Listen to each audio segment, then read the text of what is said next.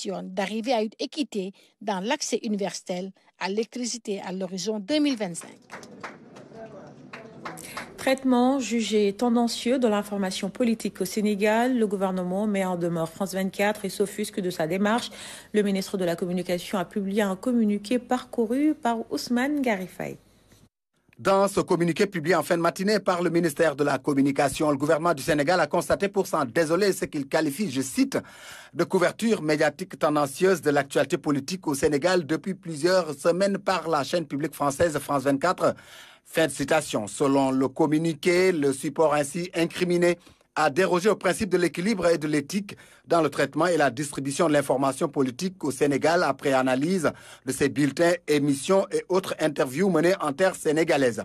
Ce courroux du gouvernement du Sénégal résulte de l'arrestation du député de Yewwi Askan Wi, par ailleurs président du groupe Birame Souleye Diop, dont la garde à vue résulterait, selon le communiqué, des propos injurieux tenus publiquement par ce dernier contre le chef de l'État et non de l'analyse du discours à la nation du président de la République, comme tente de le faire croire France 24. Mais au-delà de la chaîne en question, c'est l'orientation désormais prise par les médias français au Sénégal qui dérange au plus haut sommet de l'État.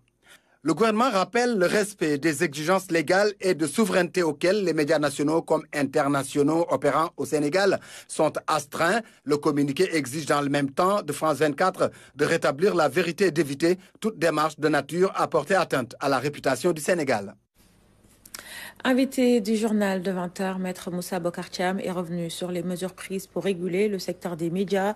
Le ministre de la Communication, des Télécommunications et de l'Économie numérique a aussi évoqué les motifs de ce communiqué. On l'écoute. Depuis un certain temps, nous avons remarqué que la chaîne française France 24 a tendance souvent dans la relation des faits, dans l'analyse des faits qui se trouvent dans notre pays. Nous remarquons en tout cas toujours une analyse tendancieuse, une couverture tendancieuse.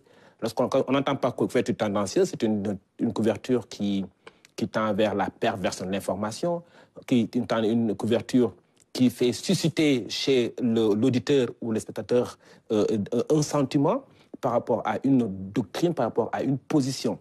Je donne un exemple. Donc le premier des principes, c'est la vérité. Vous savez que le journaliste a l'obligation de dire la vérité. Cela résulte du code de la presse. Ce qu'on constate, par exemple, ce qu'on a constaté le vendredi 7 juillet, oui, c'est qu'effectivement, alors que tout le pays, tout le Sénégal est conscient que le député Birame Souleye Diop, qui a eu maille à partir avec les autorités policières et judiciaires, le motif, c'est les propos injurieux, les propos diffamatoires qu'il a eu à tenir. Et en même temps, il s'est même excusé par rapport à ces propos-là. Oui. Et je nous avais été quand même surpris de voir que France 24, dans un premier temps, ils font un reportage dans lequel ils expliquent les faits tels qu'ils sont. Et dès le lendemain, ils font un bandeau pendant 24 heures sur leur chaîne de télé pour dire que le motif pour lequel ce député est en garde à vue est effectivement sa discordance par rapport à la position de son excellence président de la République par rapport à sa candidature. Ce qui est tout à fait faux. C'était la goutte d'eau du trou. Mais bien sûr, c'est tout à fait faux parce que le journaliste n'a pas le droit de donner une information fausse. Et c'est là, effectivement, le rôle du gouvernement, c'est de prendre toutes les dispositions nécessaires pour qu'aujourd'hui, que la presse, qu'elle soit étrangère comme sénégalaise, puisse respecter les dispositions légales, réglementaires et conventionnelles qui régissent la profession. Nous avons d'abord fait un communiqué pour montrer la position du gouvernement du Sénégal par rapport à ce traitement que nous considérons comme étant un traitement tendancieux de l'actualité au Sénégal. Et avant même de venir d'en venir aux mesures, oui, ce qu'il faut retenir, c'est quoi? C'est qu'aujourd'hui, lorsqu'un pays est en crise, vous savez tous qu'au Sénégal, pendant les plus grandes crises politiques que le Sénégal a connues, c'est pendant les élections présidentielles. Ce sont des événements majeurs dans la vie démocratique de notre pays. Et c'est là où il faut vraiment faire attention. Parce qu'aujourd'hui, la sécurité, l'ordre public, l'intégrité du territoire, ce n'est pas seulement l'affaire des forces de défense et de sécurité. Les médias ont un rôle extrêmement important à jouer dans le cadre de la préservation de l'ordre public. Et je précise à ceux qui veulent l'entendre que la liberté de la presse, oui, la presse, elle est libre. C'est la résultat du code de la presse est libre. Mais l'article 10 de la Constitution dit que la presse, c'est une liberté qui est encadrée les impératifs de sécurité nationale, les impératifs de défense nationale, les impératifs de préservation de l'ordre public sont prioritaires, priment sur la liberté de la presse. C'est une liberté, certes, mais une liberté qui est encadrée, qui est limitée par des impératifs d'ordre public, de sécurité publique. Parce que la sécurité, avant tout. Très bien. Et c'est là, effectivement, où il est important que le gouvernement toujours rappelle. Parce que là, il ne s'agit pas d'une sanction. Oui. C'est un communiqué qu'on a fait pour l'instant. On peut espérer une sanction. Pour l'instant, j'appelle ça comme une admonestation paternelle. C'est-à-dire que c'est une manière de signaler que nous voyons cette tendance que vous êtes en train de faire. Et nous avons des faits bien précis, hein, au-delà de cette information fausse concernant le député Birame Souleye Diop. Nous avons tous vu comment France 24 a essayé de commenter, de discréditer, de décrédibiliser la communication de notre police nationale. C'est notre grave.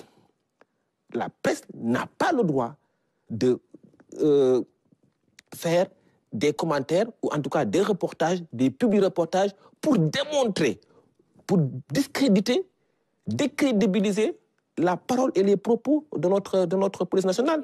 Jusqu'à l'exemple du Mali, par exemple, couper le signal de France 24. Tout dépendra. De toute façon, il y a une panoplie de sanctions. Par un communiqué amical. Nous allons après envoyer un courrier pour leur signifier point par point comment l'information est traitée ici au Sénégal. Et puis ensuite, maintenant, tout dépendra du comportement que la France 24 aura. Et nous avons vu, effectivement, ce qui est à relever aussi, c'est qu'il y a une doctrine de la communication de crise.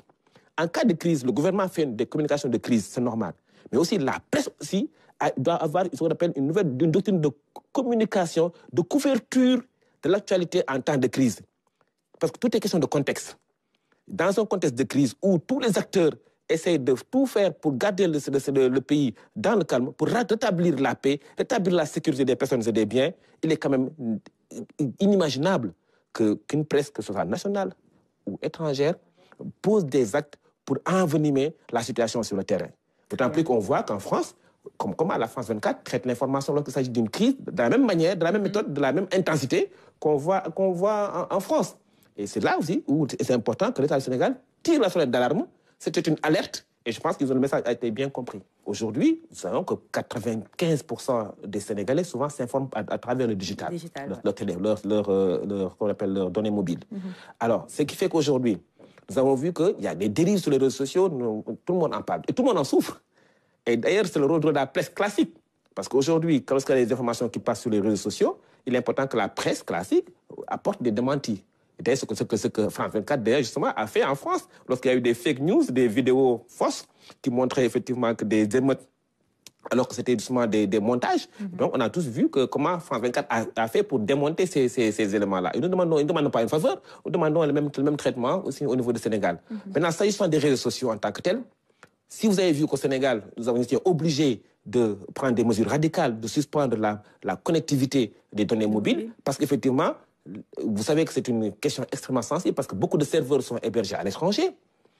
Les moyens techniques pour empêcher l'utilisation d'un réseau social sont difficiles, techniquement difficiles, ce qui fait que nous étions obligés d'arriver à la méthode la plus radicale, à savoir la suspension. Et ça a eu un effet. Je dis encore une fois, la sécurité, ce n'est plus une affaire seulement de force de défense et de sécurité. Il y a la propagande, il y a la diffusion de fausses informations, il y a le phénomène de mimétisme, du mal, c'est-à-dire que les gens répètent le mal, répètent la violence pour copier d'autres localités ou d'autres personnes. Ce sont des faits. Surtout, cela affecte les jeunes. Les jeunes utilisent beaucoup, quasiment tous, les réseaux sociaux. Et donc, l'État du Sénégal, les États, de manière générale, sont confrontés à cette difficulté.